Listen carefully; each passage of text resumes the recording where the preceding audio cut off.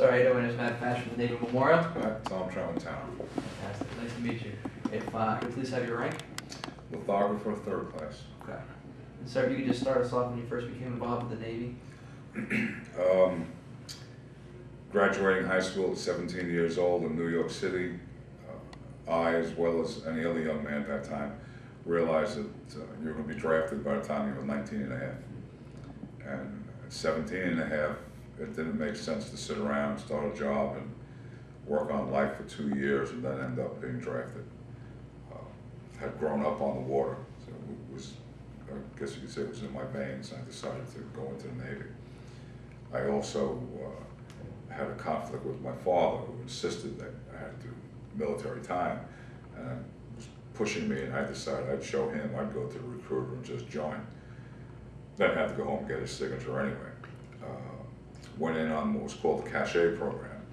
I was sworn in August 1st, 1966, went active October 16th of the same year. It was arranged that way so I'd be home for Christmas. After boot camp in the Great Lakes, I went to the Naval Photo Center in Washington, D.C., worked in the maintenance division. While there, studied and was rated as a lithographer. Couldn't advance past seaman lithographer.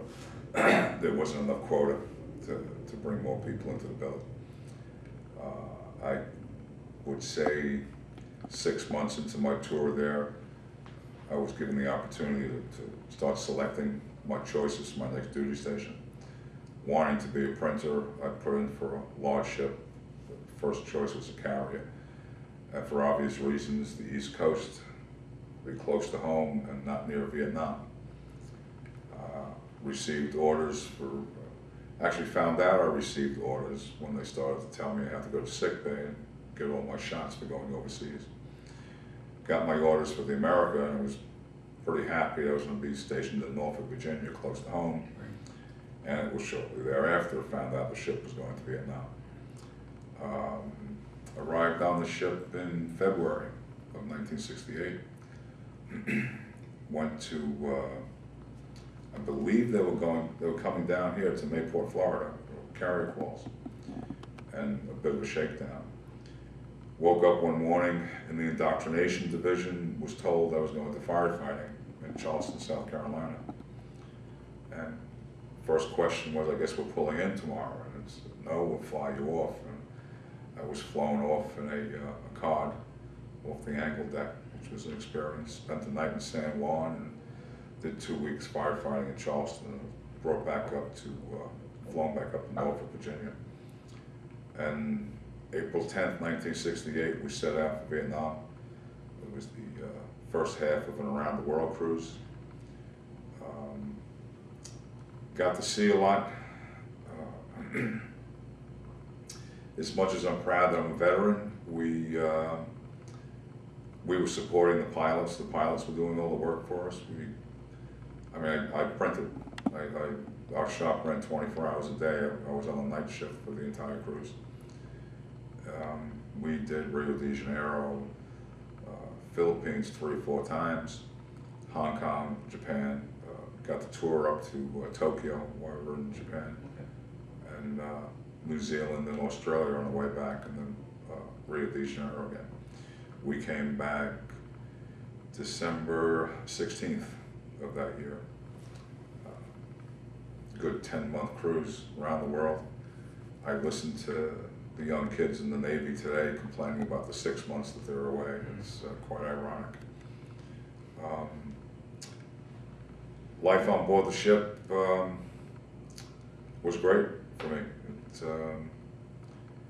We had learned to cope with certain drills in boot camp, where if you were smart enough, you could, in my case, I like to say I detached my mind from my body during certain drills.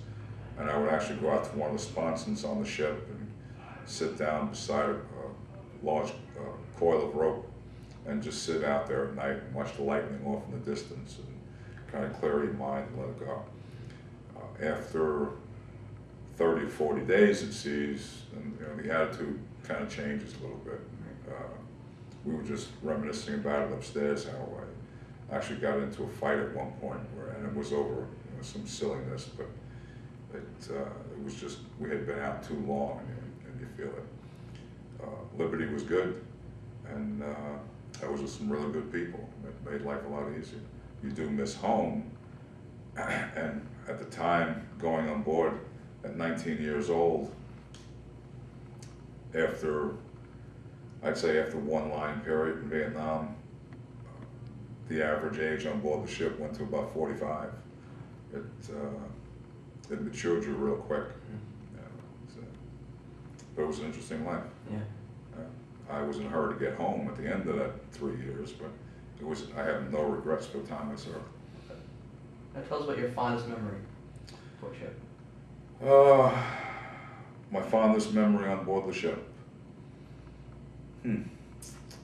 I would have to say just the camaraderie between the people that we worked together, and how well we worked together.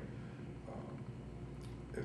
It's always amazed me after all these years how you can take strangers and put them in a situation, and there's an instant form of teamwork and bonding. I mean, what I'm doing here this week with this reunion, after over 40 years, we're back together, and it's like we never separated at all. We're still brothers. Yeah. I think that's the fondest memory I have, is the people I was with during that time. And one last question. Tell us about your last day aboard ship. What was going through your mind? What you were thinking about? Getting out of there, to be honest. Yeah? They give you a little bit of a pep talk the last couple of days. And I'm sitting in a chair, and the young man in front of me was a data tech, and they offered him $10,000 to re-up. And again, that was 1969, it was an awful lot of money. And as a lithographer, when I sat in that chair, they offered me $1,500 to sign up for 6 years. So that helped to push me out the door. And again, my plan was to go in early, to not start on my future and then be drafted. So I went in early, and here I was. I had actually gotten a cut. I wasn't supposed to get out until February of 1970. But there was a budget cutback, and I was released October 31st, 1969. And I had a job lined up. I was ready to get started with my life, and put the Navy behind me. It wasn't until 1995 it caught up with me, and I started all over again. But absolutely no regrets whatsoever. Fantastic. Fantastic. Sir, thank you so very much for sitting down with us. Thank you, Matt. Thank you very much.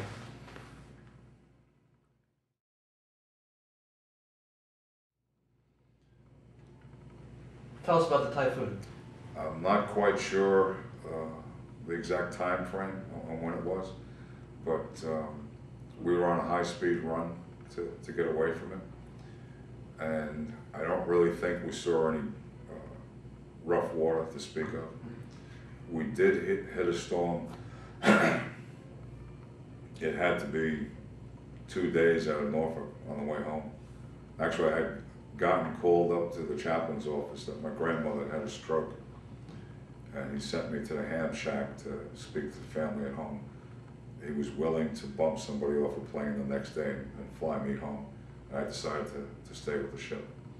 And coming around Cape Hatteras, we hit a storm, and all the berths on the ship run fore and aft, so that at night you would feel it rocking a little bit sideways, but you never felt the bow come up and down. That night, coming around Cape Hatteras, I was trying to sleep, and I could feel the bow going up and down. So I stayed up for the night. And there was some damage to the catwalks in the morning from waves, but nothing compared to a young man I spoke to today over in Mayport who was walking around with a back injury and waiting to be discharged because he was on a frigate and a hurricane and tossed him across the passageway and snapped his back on him. But I don't think there was any fear in me, but a lot of concern, you know. But had already been on the ship for 10 months out at sea, so there wasn't much more they could throw at us. You know, Yeah. it's, everybody was fine. There was a little damage, but nothing serious. Fantastic. Thank you very much. Thank you.